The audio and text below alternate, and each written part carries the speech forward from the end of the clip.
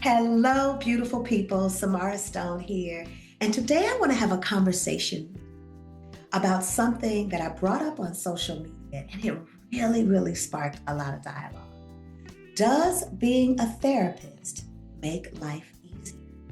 We want to talk about the human side of being a therapist because just because we know and are trained in how to manage relationships and practice self care and be self reflective, it does not exempt us from the human experience.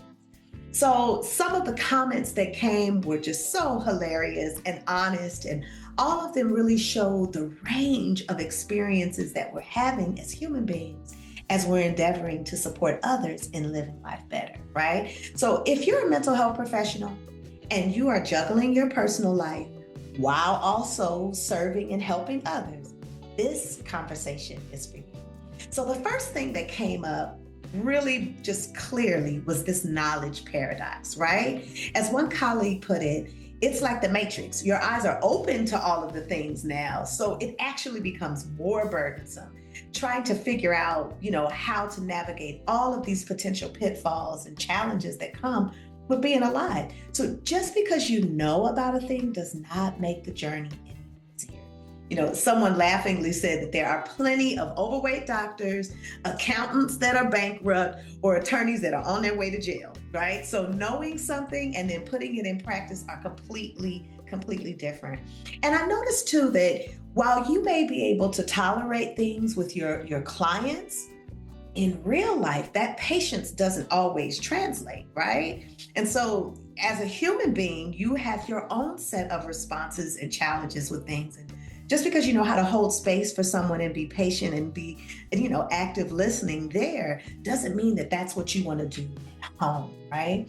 And so, it may just mean that that knowledge paradox makes you aware of why your children may need therapy later, right? That's kind of what it might do. Now, let's talk a little bit about awareness, right? Just because your training makes you aware of something, it really can be a blessing and a burden. When you don't really know and understand the dynamics at play with the decision that you're making or a way that you're showing up, you're just able to fully engage in it. But heavy is the head that wears the crown of awareness. When you can see the patterns, when you recognize triggers, you might understand what's happening, but it doesn't make it easier to stop. But it does mean that we become sometimes even hyper aware of what something might mean, right? Like maybe people are just being human and living life. And because we've seen through the filter of mental health and red flags, we might tend to overanalyze all of our relationships, right? And so this is one of those dynamics where awareness can actually hurt because we're over aware of something that may not be a problem, right?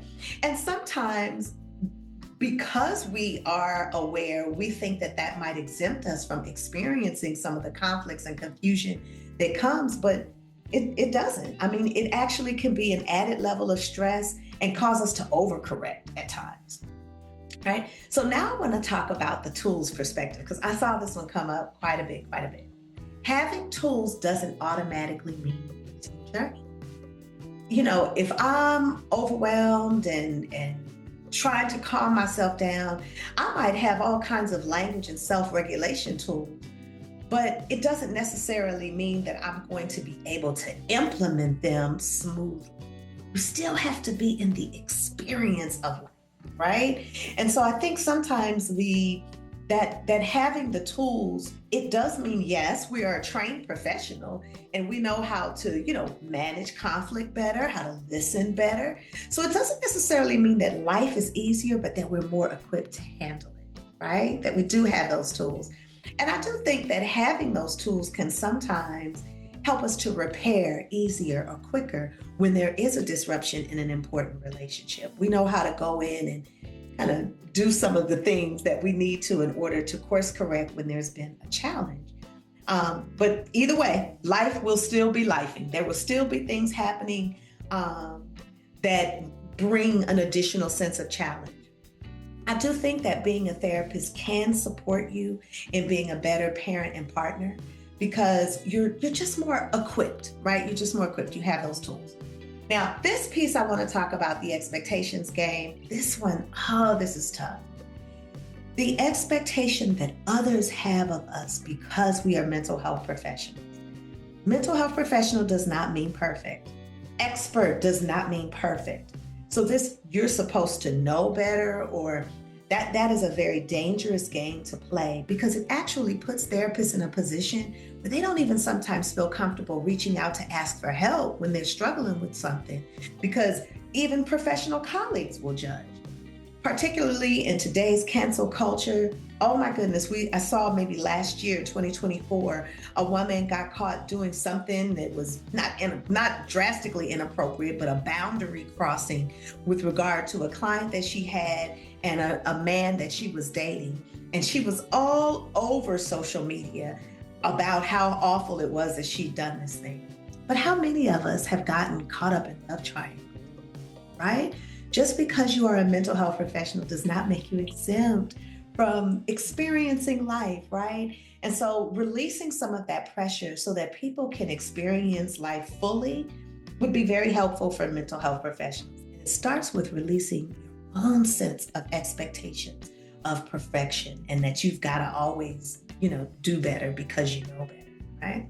It's particularly challenging sometimes with kids. If you have children that have been you've been a therapist their whole life, you maybe have taught them some of these therapeutic tools or communication strategies and things like that.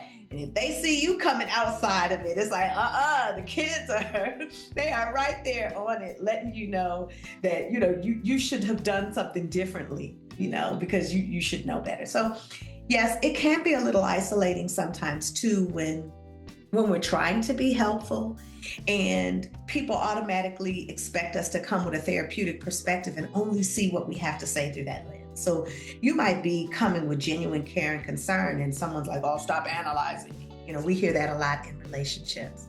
And so I want you to, for a moment, just think about your humanness in the midst of your profession. How's that showing up? And what are things that you can do to support yourself in still thriving as a human being while growing as a mental health professional? We are better equipped, but we are not exempt from the experience of life. And being a great therapist, a great mental health professional, has nothing to do with living a perfect life. Quite honestly, those places where we've had challenges help us to have a bit more empathy and compassion, because we're familiar with the lived experience of whatever we're trying to teach somebody about. So I would love to hear your experience in the comments. What do you think? Do you think being a therapist makes life easier? Tell us a little bit about the human side of being a therapist. And this is particularly if you are more experienced as a mental health professional. I want to hear from you, because new therapists, they need some support and some guidance on how to get there. I really appreciate you all being here today and just kind of tuning in to your own sense of self and you in the midst of the business that you're doing. And so I'm always going to be here with Perfected Practice, encouraging to take good care of yourself, take good care of your client, and of course, to take good care of business. See you next time.